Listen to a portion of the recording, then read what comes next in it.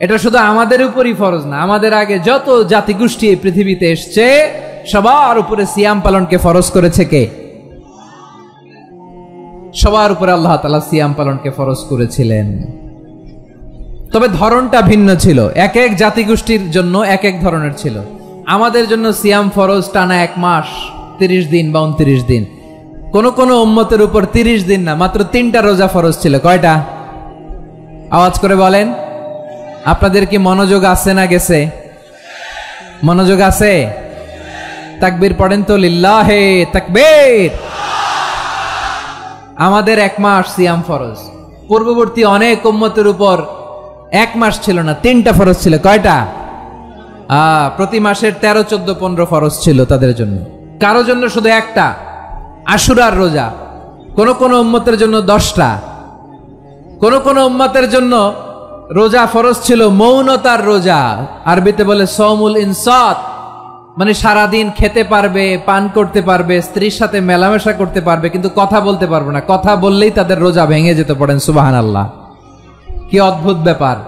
মৌন সম্মতির রোজা। যেমনটি সাইয়্যিদাতুনা মারিয়াম আলাইহাস সালাম বলেছেন, ইন্নী নাযারতু লির-রাহমানি সাওমা ফালান উকাল্লিমাল ইয়াওমা ইনসিয়া। তিনি বলেছেন, আজকে আমি রহমানের জন্য, মানে আল্লাহর জন্য রোজা মানত করেছি, আজকে আমি কারোর সাথে কথা বলতে পারবো না। তো রোজা রাখলে কথা বলতে পারবে না কেন? কারণ ওই শরীয়তে রোজার বিধান ছিল সকাল থেকে সন্ধ্যা খেতে পারবেন, পান করতে পারবেন, কিন্তু কথা বলতে পারবেন না। কথা বললেই রোজা ভেঙে যেত। সুবহানাল্লাহ বলেন। তাহলে সব জাতিগোষ্ঠীর উপরে রোজা ফরজ ছিল, কিন্তু ধরনটা ভিন্ন ছিল। মজার ব্যাপার হচ্ছে, আপনি বর্তমানেও বিভিন্ন ধর্মের দিকে তাকান, বৌদ্ধ ধর্ম, হিন্দু ধর্ম, খ্রিস্ট ধর্ম, তাদের মধ্যেও রোজা আছে। ইংরেজরা, খ্রিস্টানরা এটাকে বলে ফাস্টিং। কি বলে? ফাস্টিং। আমাদের হিন্দু ভাইয়েরা বলে উপবাস। তারা কি বলে? উপবাস। আবার এখন আন্দোলনেরও একটা মাধ্যম হয়েছে এটা, না খেয়ে থাকা। এটারে বলে অনশন। এটারে কি বলে? অনশন ধর্মঘট। মানে আমাদের দাবি না মানলে আমরা খাবো না, রোজা রাখলাম। আছে না নাই? তারপরে আধুনিক বিজ্ঞান এটার একটা নাম দিয়েছে না খেয়ে থাকাকে, অটোফিজি। কি বলে? অটোফিজি। জাপানের এক চিকিৎসা বিজ্ঞানী এই অটোফিজির উপর গবেষণা করে সে নোবেল পেয়েছে। সুবহানাল্লাহ পড়বেন না? এজন্য আল্লাহ তাআলা আমাদের জন্য গোটা রমাদানে এই সিয়ামকে ফরজ করে দিয়েছেন। আওয়াজ করে বলেন আল্লাহু আকবার। রাব্বুল আলামিন বলেন, ইয়া আইয়ুহাল্লাযীনা আমানু কুতিবা আলাইকুমুস সিয়াম। সিয়ামকে তোমাদের উপরে ফরজ করা হয়েছে, কামা কুতিবা আলাল্লাযীনা মিন ক্বাবলিকুম, যেমনি তোমাদের পূর্ববর্তীদের উপর রোজা ফরজ করা হয়েছিল, লাআল্লাকুম তাত্তাকুন, যাতে করে তোমরা আল্লাহ সচেতন হতে পারো, যাতে করে তোমরা মুত্তাকি হতে পারো। লাআল্লাকুম তাত্তাকুন, যাতে করে আমরা আল্লাহ সচেতন হতে পারি, আল্লাহ কনসিয়াসনেস আমাদের মধ্যে গ্রো করে। এটা হচ্ছে রোজার prime objective, the prime objective of সিয়াম। অনেকে জিজ্ঞেস করলে অনেকে বলে রোজার মূল উদ্দেশ্য হচ্ছে না খেয়ে থাকা। না। অনেকে বলে গরিবদের কষ্ট অনুধাবন করা রোজার উদ্দেশ্য। না। রোজার উদ্দেশ্য কি? সিয়াম পালনের উদ্দেশ্য কি? এটা আল্লাহ তাআলা স্পষ্ট এই আয়াতের পেছনে বলেছেন যে লাআল্লাকুম তাত্তাকুন, যাতে করে তোমরা আল্লাহ সচেতন হতে পারো, আল্লাহ ভীতি তোমাদের মধ্যে গ্রো করে, গড কনসিয়াসনেস, আল্লাহ কনসিয়াসনেস, আল্লাহ সচেতনতা যেন বাড়ে, দ্য সেন্স অফ অ্যাকাউন্টেবিলিটি। আল্লাহর সুপ্রিম কোর্টের কাঠগড়া এই দুনিয়াতে আমি যাই করলাম তার সবকিছু যে পাই টু পাই হিসাব দিতে হবে, এই sense, to enhance the sense that what ever we do Allah is watching me. আপনি যাই করেন কেউ দেখে না, কিন্তু দেখে কে? শুরুতেই তো জিজ্ঞেস করেছিলাম যে কেউ যেটা দেখে না সেটা দেখেন কে? কেউ যেটা শোনে না সেটা শোনেন কে? এর নাম হচ্ছে লাআল্লাকুম তাত্তাকুন, যাতে করে তোমরা আল্লাহ সচেতন হতে পারো, আল্লাহ ভীরু হতে পারো। দুনিয়ার কেউ দেখে না, কিন্তু আল্লাহ দেখে। এটাই রোজার মূল শিক্ষা। আমার প্রিয় ভাইরা, আপনি লুকিয়ে লুকিয়ে ঘরের ভেতরে অন্যায় করেছেন, পাপ করেছেন, আপনার বাবা দেখে নাই, মা দেখে নাই, স্ত্রী দেখে নাই, কিন্তু দেখেছে কে? আল্লাহর চোখ ফাঁকি দেয়া যায়? আচ্ছা, বুঝে থাকলে বলেন তো, সিসি ক্যামেরার চোখ ফাঁকি দেয়া যায় কি যায় না? পুলিশের চোখ, র্যাবের চোখ, বিমানবন্দরে কাস্টমস অফিসারের চোখ, কিন্তু আমার আল্লাহর চোখ, সবাই বলেন আল্লাহর চোখ ফাঁকি দেয়া যায়? এই সেন্সটা নিয়ে আসা নিজের মধ্যে, আমি whatever I do Allah is watching me, যাই করি আল্লাহ দেখে। লাআল্লাকুম তাত্তাকুন। রমাদানের রোজা, ইফতারি, সিয়াম, ইবাদত সব কিছুর মধ্য দিয়ে আপনাকে খেয়াল করতে হবে যে লাআল্লাকুম তাত্তাকুন এই স্ট্যান্ডার্ড এটা অ্যাচিভ হচ্ছে কিনা আমাদের, যাতে করে তোমরা মুত্তাকি হতে পারো, আল্লাহ ভীরু হতে পারো। তাকওয়া, এটা হচ্ছে the essence of Islam. What is তাকওয়া? তাকওয়া মানে কি? তাকওয়ার সংজ্ঞা অনেকে অনেক ভাবে দিয়েছেন। আমি সরাসরি সাহাবাদের কাছ থেকে একটা সংজ্ঞা আপনাদের শোনাচ্ছি। ওমরে ফারুক রাদিয়াল্লাহু তাআলা আনহু উবাই ইবনে কাব রাদিয়াল্লাহু তাআলা আনহুকে জিজ্ঞেস করেছিলেন, ইয়া উবাই মা হুয়া তাকওয়া? হে উবাই, তাকওয়া কি? তাকওয়া কাকে বলে? উবাই ইবনে কাব তিনি প্রশ্নের উত্তর না দিয়ে উনিও আবার প্রশ্ন ছুড়লেন। তিনি বললেন, ইয়া আমিরুল মুমিনিন, আমা সালাকতা তরিকান যা শাউক? আপনি কি কাঁটাযুক্ত রাস্তা দিয়ে মরুভূমিতে কখনো হেঁটেছেন? যে রাস্তার চারদিকে ক্যাকটাস, গুলমলতার কাঁটা, হেঁটেছেন? ওমরে ফারুক বললেন, নাম, হেঁটেছি। বালা, হেঁটেছি। কাইফা আমিলতা, কিভাবে হেঁটেছেন? ওমরে ফারুক বললেন, শাম্মারতু ওয়াজতাহাতু, আমি আমার জামা, জুব্বা আর চাদর আটোসাটো করে গায়ের সাথে এমন ভাবে মিলিয়ে রেখেছি, এমন সাবধানে হেঁটেছি যাতে করে মরুভূমির ক্যাকটাসের গুলমলতার কাঁটা আমার গায়ে বিঁধে না যায়। উবাই ইবনে কাব বললেন, ফাযালিকা হুয়া তাকওয়া। আরে তাহলে আপনি তো ঠিকই জানেন তাকওয়া মানে কি, এটাই তো তাকওয়া। ওই রাস্তা দিয়ে যেভাবে হেঁটেছেন পুরো দুনিয়ার জিন্দেগিটা এইভাবে সাবধানে চলার নামই হচ্ছে তাকওয়া। চিল্লায় বলো ঠিক কিনা? এই দুনিয়াতে পাপ পঙ্কিলতা থাকবে, শয়তানির হাতছানি থাকবে, অপরাধ প্রবণতা থাকবে, নফসের খায়েশ থাকবে, অন্যায়ের হাতছানি থাকবে। সব কিছুকে দলে মুচড়ে পেছনে ফেলে সাবধান হয়ে এই দুনিয়ার সিরাতুল মুস্তাকিমের পথে চলতে হবে। যেই রাস্তা শুরু হয়েছে দুনিয়াতে, শেষ হয়ে গিয়েছে আল্লাহর জান্নাতের ভেতরে। চিল্লায় বলেন ঠিক কিনা? আমার প্রিয় চাঁপাইনবাবগঞ্জের ভাইয়েরা, এটার নামই তাকওয়া। উবাই ইবনে কাব বললেন, ও আমিরুল মুমিনিন, ওই কাঁটাযুক্ত গুলমলতার রাস্তার মধ্যে ঠিক যেমনি সাবধান হয়ে আপনি হেঁটেছেন, এই দুনিয়ার বুকে ওই সাবধান হয়ে চলার নাম হলো তাকওয়া। সুবহানাল্লাহ। তাহলে তাকওয়া কারে বলে? আমার চাঁপাইনবাবগঞ্জের কলিজা টুকরা ভাইয়েরা, বুঝতে পারছেন আপনারা? হ্যাঁ, তাকওয়ার শুধু দুইটা নমুনা আপনাদের সামনে পেশ করব, আপনাদের ক্লিয়ার হয়ে যাবে। একটা নমুনা তো দিলাম, আরেকটা নমুনা, সেটাও ওমরে ফারুক রাদিয়াল্লাহু তাআলা আনহুর জীবনী থেকে। উনি ছিলেন ন্যায়পরায়ণ শাসক। রাত্রিবেলা প্রজাদের কি হাল হাকিকত, কি অবস্থা, ঘুরে ঘুরে প্যাট্রোলিং করতেন পুলিশের মতো। তো সারা রাত প্যাট্রোলিং করে সারা রাত তিনি ঘুরেছেন কার কি অবস্থা দেখে। শেষ রাতে তিনি ফিরে আসতেছেন। তিনি থাকতেন, সেই বুখারীতে এসেছে, কানা ইয়াসকুনু ফি আওয়ালিল মদিনা, মদিনার উঁচু এলাকায় থাকতেন। তো ফিরে আসার সময় উনি একটা প্রাচীর বেষ্টিত ঘরের পাশে দুইজন নারীর কথোপকথন শুনতে পেলেন। কয়জন নারীর? দেখি আপনাদের মনোযোগ আছে কিনা, বলেন কয়জন নারীর? একজন বৃদ্ধা, একজন যুবতী। উনি কান লাগিয়ে শুনতে পাচ্ছেন। বৃদ্ধা মা, ওমরে ফারুক কাউকে দেখতে পাচ্ছেন না, শুনতে পাচ্ছেন। বৃদ্ধা মা তার যুবতী মেয়েকে বলে, এই তাড়াতাড়ি ওটের দুধ দহন করে ওটের দুধের সাথে পানি মিশাও, তাইলে কালকে বাজারে মদিনায় বেশি দামে বিক্রি করা যাবে, লাভ হবে অনেক। বৃদ্ধা মহিলা এটা বললেন। যুবতী মেয়ে উত্তরে বলে, মা আপনি জানেন না আমিরুল মুমিনিন খলিফাতুল মুসলিমিন ওমরে ফারুক দুধে পানি মিশানোকে দণ্ডনীয় অপরাধ বলে ঘোষণা দিয়েছে, জানেন না? এবার বৃদ্ধা মহিলা বলে, আরে পাগলি, এই ভোর রাতে আমিরুল মুমিনিন ওমরে ফারুক আসবে কোত্থেকে? উনি আসবে কোত্থেকে? ওনার পাইক পেয়াদা সিকিউরিটি আসবে কোত্থেকে? কেউ দেখবে না। আরে কেউ দেখবে না, তাড়াতাড়ি দুধের সাথে পানি মেশাও। এই কথা যখন মা বলেছে, যুবতী মেয়েটা চমৎকার একটা উত্তর দিয়েছে। তিনি বলেছিলেন, ইয়া উম্মি, ও আমার মা, লাউলা রাআ উমর লা রাআ রব্বু উমর।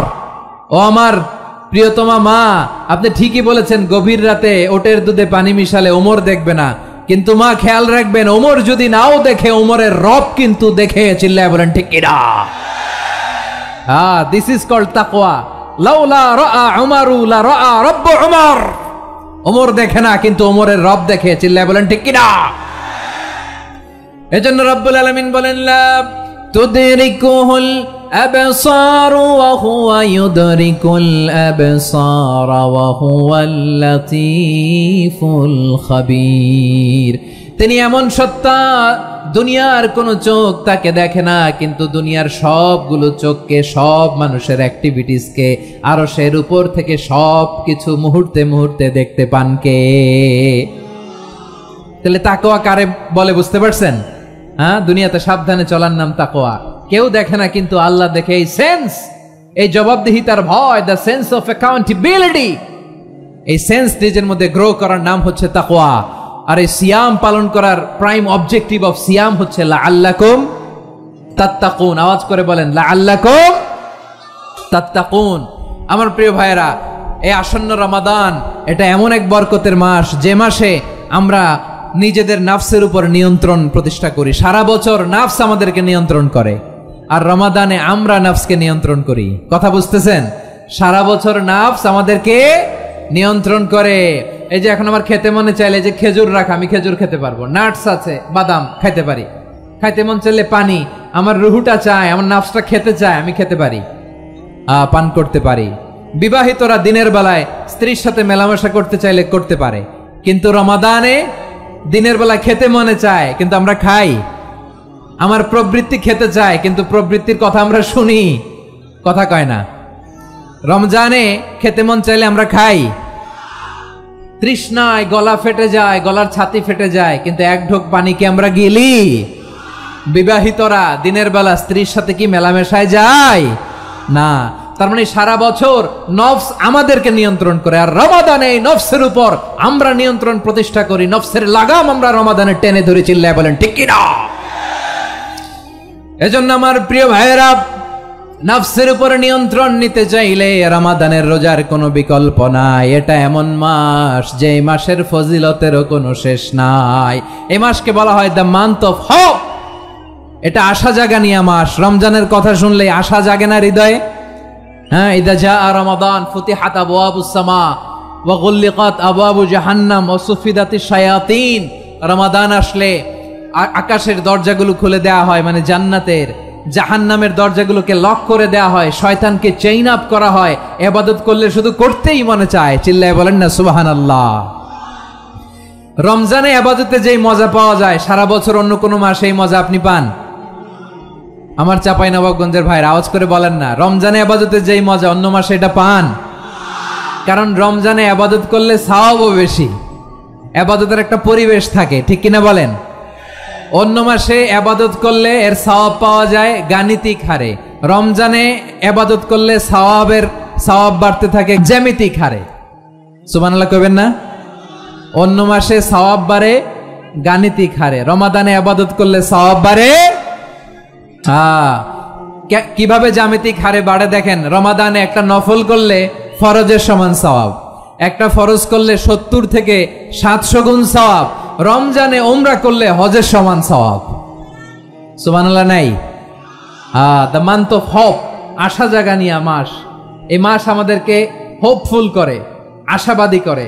রমাদান যেমনি দ্য মান্থ অফ হোপ, আশা জাগানিয়া মাস, এট দ্য সেম টাইম এই রমাদান হচ্ছে মান্থ অফ ওয়ার্নিং, একটা ওয়ার্নিং এর মাস। নবী যেমনি আশা জাগাইছে, আবার ওয়ার্নিং দিয়েও গেছে, খবরদার। ওয়ার্নিংটা কেমন? আল্লাহর হাবিব সাল্লাল্লাহু আলাইহি ওয়াসাল্লাম মসজিদে নববীর ভেতরে, হঠাৎ তিনি মসজিদে নববীর মিম্বারে পা রেখে বললেন আমিন। দ্বিতীয় ধাপে পা রেখে বললেন আমিন, তৃতীয় ধাপে পা রেখে বললেন আমিন। সাহাবারা অবাক হয়ে বললেন, ইয়া রাসূলুল্লাহ, ইয়া হাবিবাল্লাহ, 3 বার শুধু আমিন আমিন পড়লেন, কেন পড়লেন আমরা কিছু জানি না, আমাদেরকে জানিয়ে দেন কেন আপনি 3 বার আমিন বললেন। রাহমাতাল লিল আলামিন আল্লাহর হাবিব বললেন, ও আমার প্রাণের সাহাবীরা, আমি যখন মসজিদে নববীর মিম্বারের প্রথম ধাপে পা রেখেছি, সাইয়েদনা জিবরিল এসে আমাকে বলেছে, ও নবী, আপনার নাম শুনে যে ব্যক্তি আপনার উপর দুরূদ পড়ে না তার ধ্বংস আপনি বলেন আমি বলেছি আমিন। দ্বিতীয় ধাপে পা রাখার পর সাইয়েদনা জিবরিল বললেন, ইয়া রাসূলুল্লাহ, মাতা পিতাকে বার্ধক্য অবস্থায় পেয়ে তাদের সেবা করে, তাদের সাথে সদাচরণ করে যে সন্তান জান্নাত কামাতে পারলো না, তার জন্য ধ্বংস আপনি বলেন আমিন। আমি বলেছি আমিন।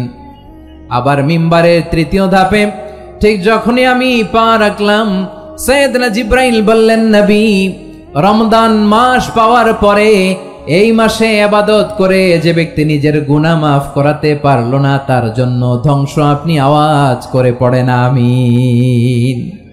কত বড় ধমক, কত বড় ওয়ার্নিং দেখছেন, যে রমাদান পেয়েছে কিন্তু রমাদানের ইবাদত করার মধ্য দিয়ে সে নিজেকে জাহান্নাম থেকে মুক্ত বানাতে পারলো না, তার উপর আল্লাহ লানত, তার জন্য ধ্বংস।